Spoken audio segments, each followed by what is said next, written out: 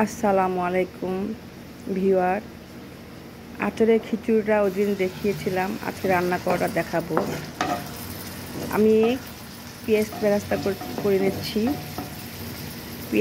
করে নিচ্ছি, আর আমি আপনার ওই দিন আমার আবার দুপুরবেলা গ্যাসের চাপ থাকে না, সবার এলাকায় এরকম হতে পারে।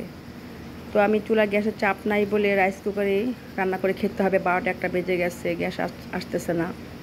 তো কী করলাম, ডিপে রাখা সমস্ত বাসি ভাত, তরকারি, একটু গরুর মাংসের ঝোল, মুরগির মাংসের ঝোল, মাছ তরকারি সব আমি নিয়ে নিলাম।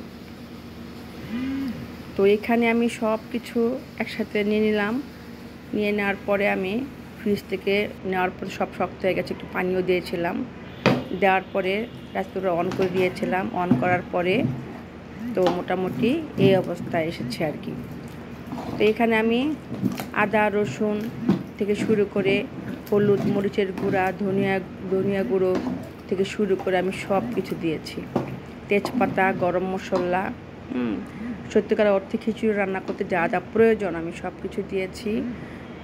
দেওয়ার পরে আমি রাইস কুকারে আমি মোটামুটি রান্না করতেছি আর কি। তারপর আমি এখানে দেবো আমের আচার।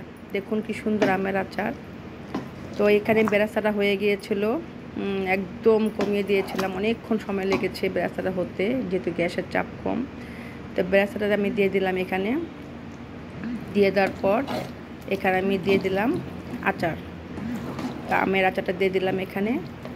বেরেস্তাটার গন্ধ সেরকম আসতেছিল। এখানে কেউ খেলে বুঝতে পারবো না যে এটা ফ্রিজের রাখা ভাত। আমরা আমাদের মাতোয়ালে বাড়ি, এখানে আমরা খাউটা বলি এটাকে। কেউ এক এক ভাষা এক একটা বলে। তো নামিয়ে নেওয়ার আগে আমি এখানে জিরে গুঁড়ো এবং ধনিয়া গুঁড়ো আর একটু লবণ অ্যাড করে নিচ্ছি। তো নামানোর আগে আমি এগুলো অ্যাড করে দিলাম। আমার সেই স্বাদ, সবাই খেয়ে বলেছিল অনেক নাকি মজা হয়েছিল। আচারে তেল দিলাম, আচারে তেল দিলে এক্সট্রা একটা স্বাদ আসে আচার থেকে যে তেলটা দেওয়া হয়। এই তো হয়ে গেল, নামিয়ে নিলাম। নামিয়ে নেওয়ার পর আমি একটু